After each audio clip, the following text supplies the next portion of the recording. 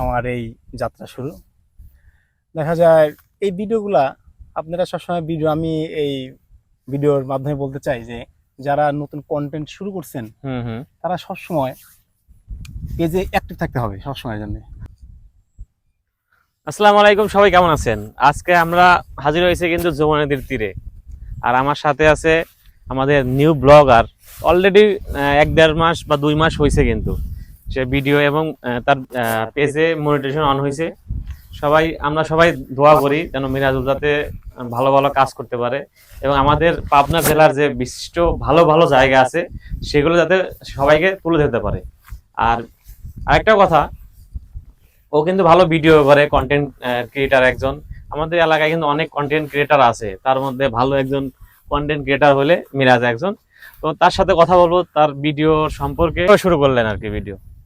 প্রথম পর্যায়ে এলাকার বড় ভাইদের দেখে আমি একটা পেজ খোলার আমার অনেকটা ইচ্ছা জাগে।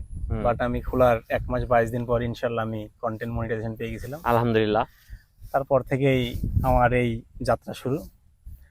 দেখা যায় এই ভিডিওগুলা আপনারা সবসময় আমি এই ভিডিওর মাধ্যমে বলতে চাই যে যারা নতুন কন্টেন্ট শুরু করছেন তারা সবসময় পেজে অ্যাক্টিভ থাকতে হবে সবসময়ের জন্য। অ্যাক্টিভ থাকলে দেখা যায় আপনার এক পর্যায়ে দেখা যায় অ্যাক্টিভ থাকতে হবে সবসময়, নিজের সবসময় ভিডিও দিতে হবে।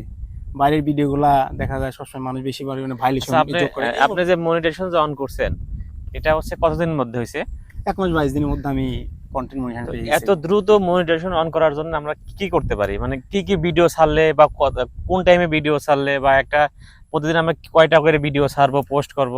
হ্যাঁ অবশ্যই, এটা আমি দেখা যায় প্রতিদিন 3টা করে ছবি ছাড়তাম আমি, আর প্রতিদিন একটা করে ভিডিও ছাড়তাম আমি। দেখা যায় সকালে ঘুম থেকে উঠে একটা ভিডিও ছবি ছাড়তাম, দুপুরে যায় একটা আমার ছবি ছাড়তাম, আর রাত্রে একটা। আর ভিডিওটা আমি সবসময় বিকেলে আমি আপলোড করতাম। এইভাবে আমি নিয়ম অনুযায়ী আমি কাজ করতেছিলাম। দেখা যায় ইনশাল্লাহ আমার 1 মাস 22 দিন পরে হঠাৎ করে আমি আলহামদুলিল্লাহ মনিটাইজেশন পেয়ে গেছেন। তো অনেকে আছে যাদের কিন্তু আপনার 14,000 15,000 20,000 ফলোয়ার, কিন্তু তারাও কিন্তু মনিটাইজেশন অন করতে পারে না।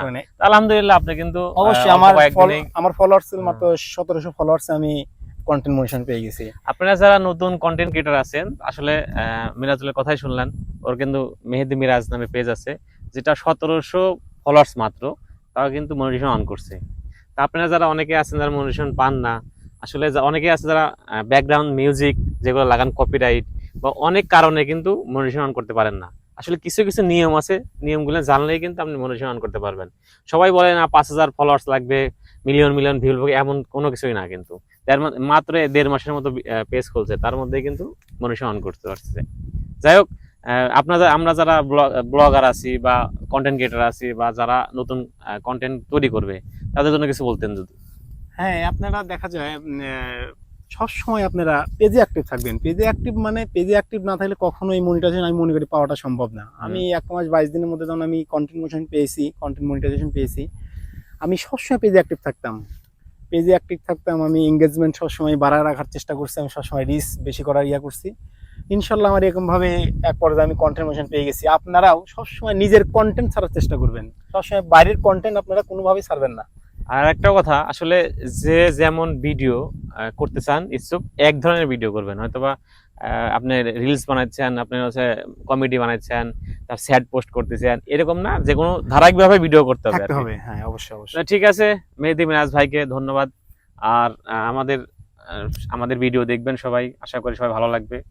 আর যারা নতুন ভিডিও কন্টেন্ট তৈরি করবেন, উৎসাহিত হচ্ছেন যে আমরা আপনাদের দেখে ভিডিও কন্টেন্ট তৈরি করব, ইনশাল্লাহ কমেন্ট করবেন, যতদূর পারি আর কি সহায়তা করবো। সবাই ভালো থাকবেন।